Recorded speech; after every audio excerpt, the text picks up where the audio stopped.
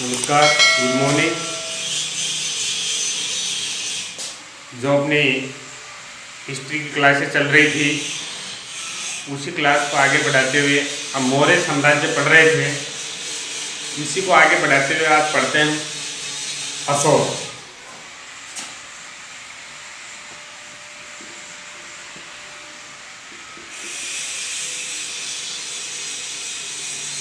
और अशोक एक महान शासक था, ये सब आप जानते हैं। जो आज का अपना टॉपिक है वो है अशोक के शिलालेख, जो कि परीक्षा की दृष्टि से, हर एग्जाम की दृष्टि से, चाहे कोई सा भी एग्जाम हो, इसमें से हर एग्जाम में क्वेश्चन पूछता है। क्योंकि जो अशोक के शिलालेख है उनकी संख्या 14 है और आज का अपना टॉपिक यही रहेगा।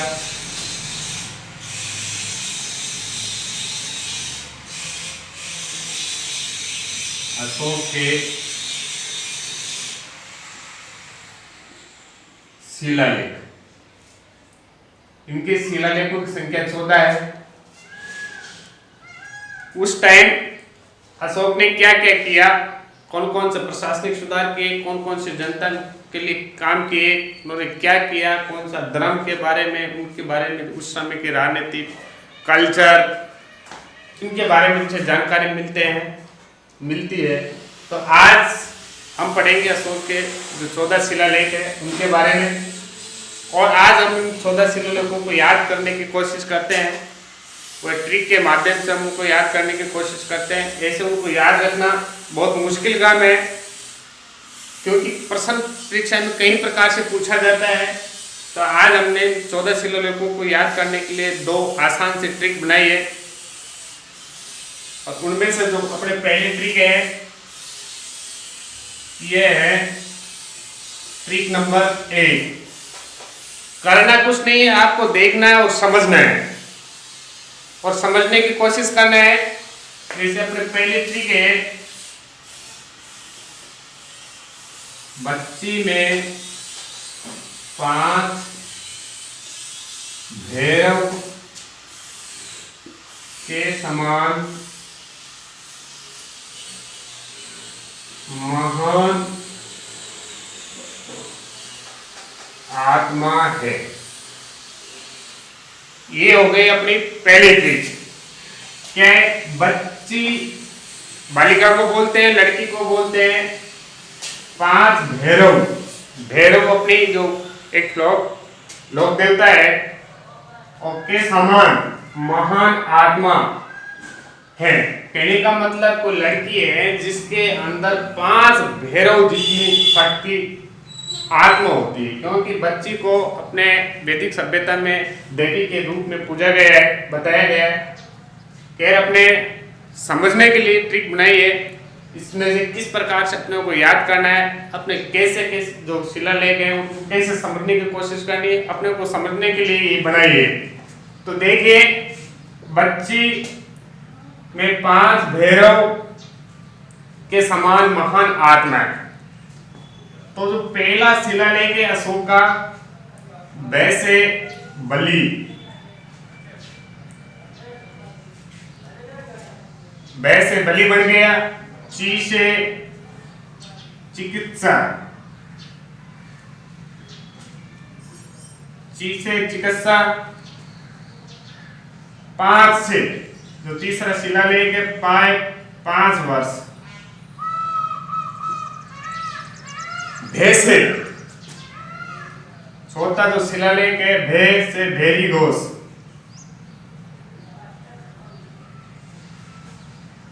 देखिए, बै से बलि, ची से चिकित्सा, 5 से 5 वर्ष, और भैरव में से भे से भेरी घोष,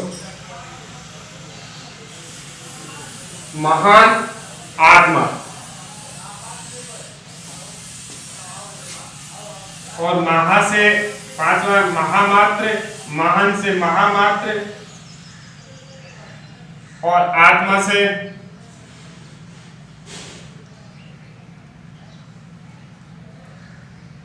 आत्मनियंत्रण।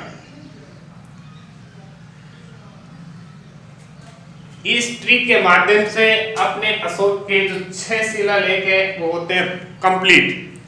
अब इसको समझिए, ये है क्या कि अशोक का जो पहला शिलालेख है,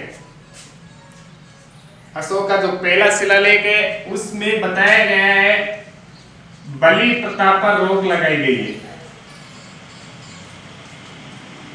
बलि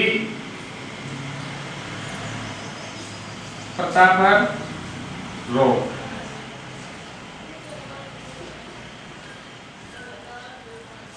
बलि प्रथा पर रोक करने का मतलब उस टाइम पर पशुओं की बलि दी जाती थी, जो एक गलत बात थी। तो ये सबसे पहले पशु बलि प्रथा पर रोक लगाने वाला शासक अशोक था। अशोक ने पहला जो शिलालेख है जो पशु बलि है उस प्रथा पर रोक लगाई, और उसी ने बताया था कि विशेष आयोजन या विशेष अवसर पर ही पशुओं की बलि दी जा सकती है, जिसमें हिरण, 3 हिरण और 2 मोर विशेष अवसर के ऊपर ही ऐसी पशु बलि दी जा सकती है, जिसमें 3 हिरण और 2 मोर। दूसरा है चिकित्सा, जिसमें मानव एवं पशु चिकित्सा। अशोक का जो दूसरा शिलालेख है उसमें अशोक ने चर्चा की है मानव एवं पशु चिकित्सा के बारे में। पशु चिकित्सा की व्यवस्था करने वाला पहला भारत का शासक था अशोक। यहाँ से कई बार प्रश्न पूछा गया है कि पशु चिकित्सा की चर्चा अशोक के कौन से शिलालेख के अंदर की गई है, तो वो शिलालेख है 2 नंबर का। एक पहले नंबर में पशु बलि पर रोक लगाई है, दूसरे में मानव एवं पशु चिकित्सा की व्यवस्था के बारे में, पशु चिकित्सा की व्यवस्था, मानव पशु चिकित्सा की व्यवस्था के बारे में चर्चा की गई है। तीसरा जो है 5 वर्ष। 5 वर्ष से मतलब है कि प्रति 5 वर्षों में राज्य का दौरा करेंगे। अब दौरा कौन करेगा, या तो राजा करेगा या उच्च अधिकारी। इसका मतलब हुआ कि प्रति 5 वर्ष में राजा या उच्च अधिकारी जो उसका साम्राज्य है उसका सभी का दौरा करेंगे और जनता का हालचाल पूछेंगे, जानेंगे कि अपने राज्य में शासन व्यवस्था कैसी चल रही है। यानी कि राजा और या उच्च अधिकारी जनता से प्रत्यक्ष रूप में रूबरू होंगे। इसके बाद में आता है भेरी घोष। 4 नंबर का जो शिलालेख है उसमें चर्चा की गई है भेरी घोष की। अब देखिए भेरी घोष क्या होता है, इसके बारे में चर्चा कर लेते हैं। भेरी घोष होता है एक वाद्य यंत्र, भेरी, जो युद्ध के समय बजाया जाता है। इसकी भेरी घोष होने का मतलब होता है कि युद्ध प्रारंभ होने वाला है। तो ये भेरी घोष की जगह उन्होंने क्या किया, जो इनका 4 नंबर शिलालेख है उसमें भेरी घोष के स्थान पर धम्मघोष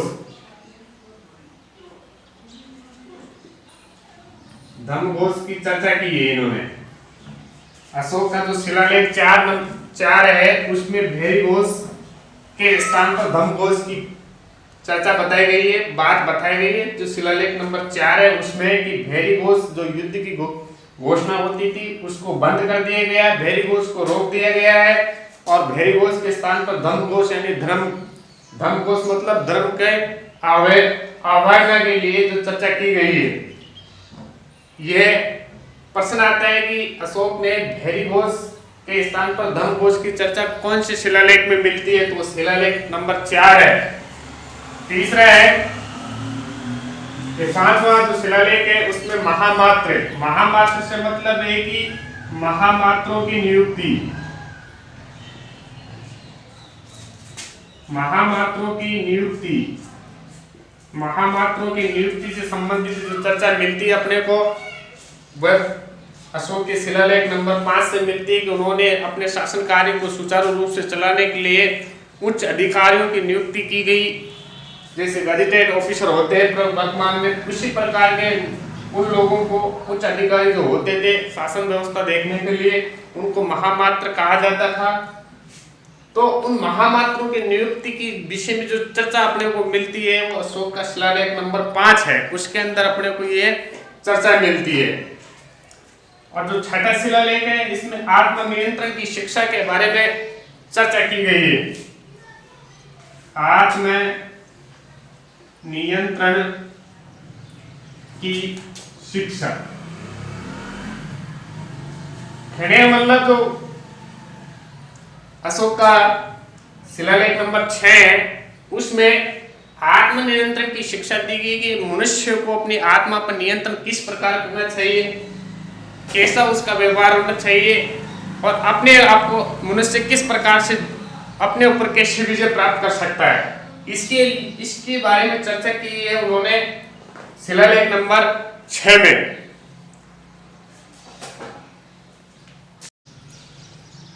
अभी हमने अशोक के 6 शिलालेख पढ़े, अब ट्रिक नंबर 2 पे आते हैं और बाकी जो बचे हुए शिलालेख है उनके बारे में अध्ययन करते हैं। ट्रिक नंबर 2 अपनी है,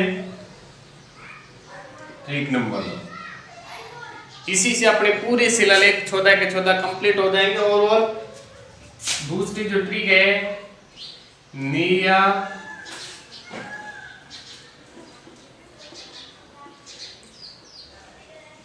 सच्ची भेंट तो प्रजाहित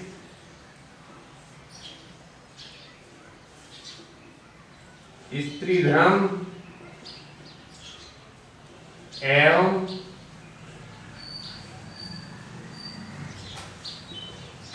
सच्चा फंदा होता है। देखिए समझने की कोशिश कीजिए कि जो अपने ट्रिक नंबर 2 है, निया कोई बंदा है, किसी का नाम है, वो कह रहा है कि सच्ची भेंट तो, भेंट मतलब उपहार, निया सच्ची भेंट तो प्रजा हित, यानी जनता का हित करना, स्त्री धर्म की रक्षा करना और सच्चा कंधा ही होता है कौन, सच्ची भेंट। तो इसी के माध्यम से हम बचे हुए जो 14 शिलालेख है उनके बारे में चर्चा करते हैं। इसमें नी या सच्ची भेंट, प्रजाहित, स्त्री धर्म और कंधा। देखो 6 हो गए थे अपने, 7वें नंबर का है। नी से अपने पढ़ेगा निष्पक्षता,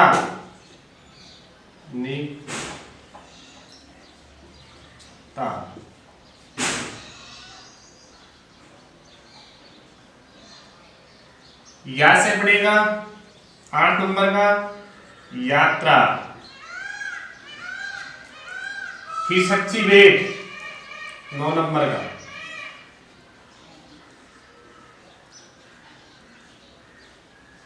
प्रजाहित 10 नंबर,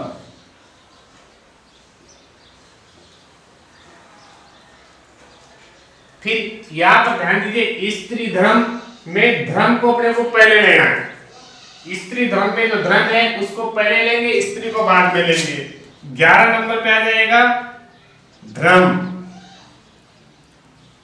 और धर्म के बाद में फिर अपने को स्त्री लेना है। 12 नंबर पे आ जाएगा स्त्री, और यहाँ पे खंदा से कै और धा से लेना है, कैसे हो जाएगा कलिंग, और धा से हो जाएगा धार्मिक। और इसी के साथ अपने 14 अशोक के जो 14 शिलालेख है जिनको याद करना बहुत ही कठिन है, उनको हमने 2 ट्रिक के माध्यम से समझाने की कोशिश की है। यदि आप ध्यान से समझोगे तो मैं आशा करता हूँ आपके जरूर समझ में आएगी।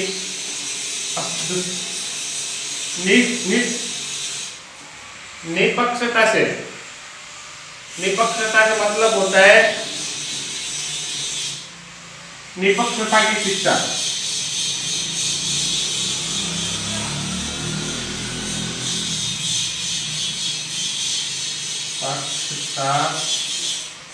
की शिक्षा। कहने का मतलब अशोक का जो शिलालेख नंबर 7 है उसमें निष्पक्ष भावना, किसी का पक्षपात रहित होकर एक दूसरे का सहयोग की भावना से मानव को रहना चाहिए, ऐसी शिक्षा अपने को अशोक के शिलालेख नंबर 7 में मिलती है। जो 8वें नंबर का जो शिलालेख है यात्रा, यात्रा से मतलब है धार्मिक धम्म की यात्रा, धार्मिक यात्रा, धम्म यात्रा। धम्म यात्रा की जो चर्चा मिलती है वो अपने को मिलती है अशोक के शिलालेख नंबर 8 के अंदर। शक्ति भेद,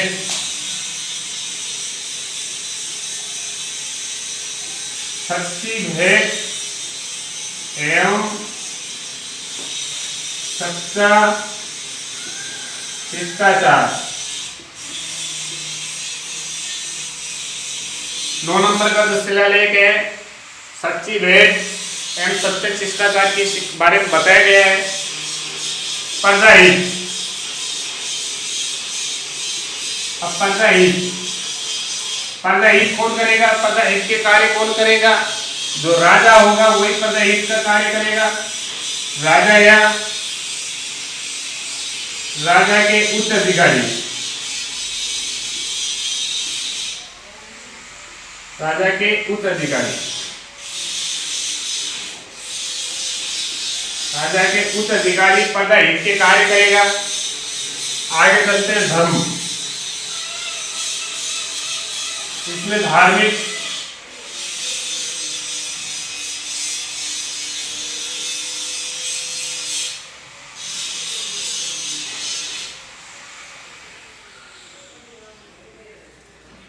इसमें धम्म की व्याख्या की गई है।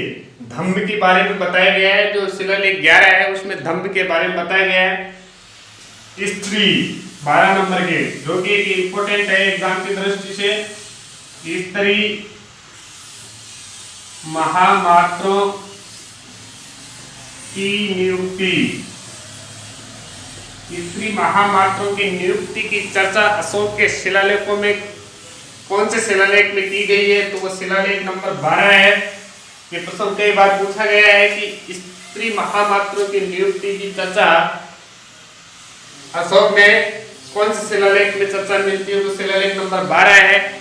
स्त्री महामात्रों से मतलब है कि स्त्रियों को भी उस समय में उच्च पदों पर नियुक्त किया गया था।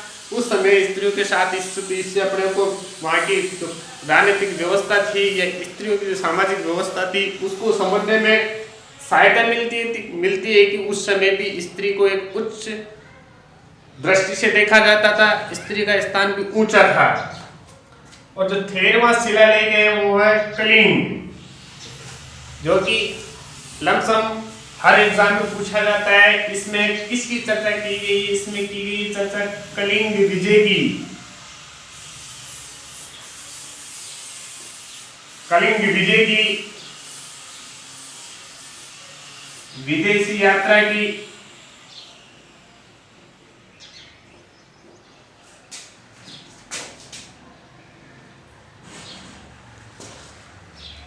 और हृदय परिवर्तन की।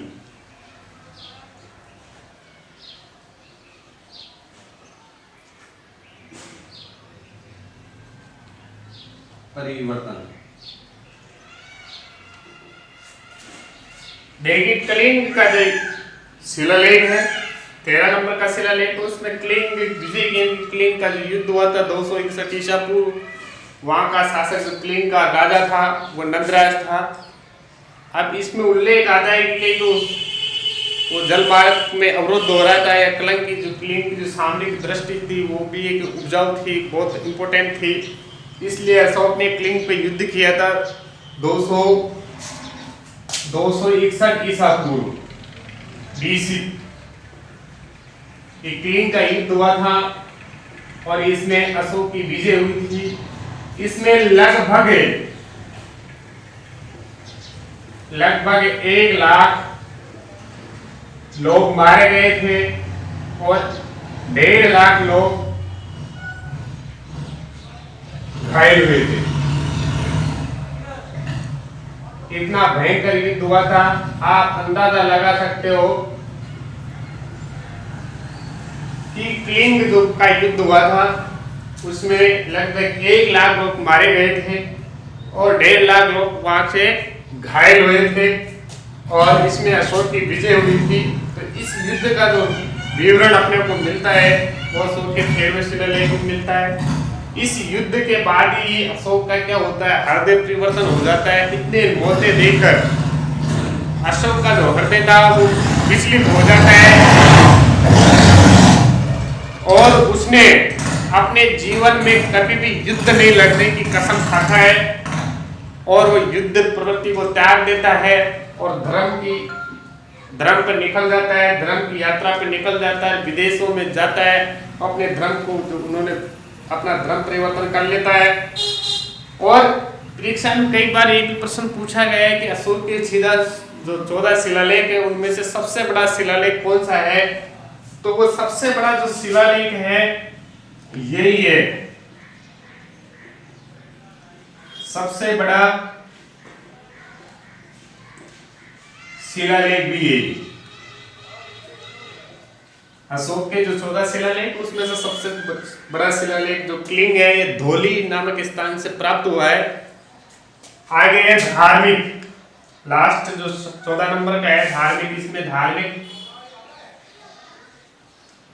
शिक्षा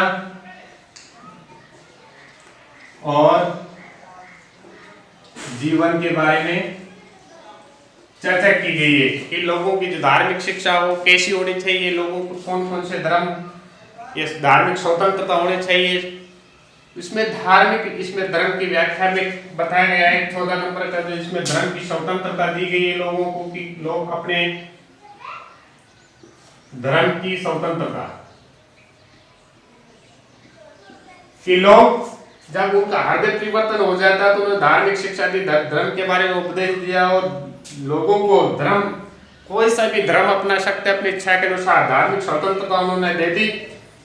इसी के साथ अपने जो अशोक के 14 शिलालेख होते हैं पूरे अपने को इनको समझना है।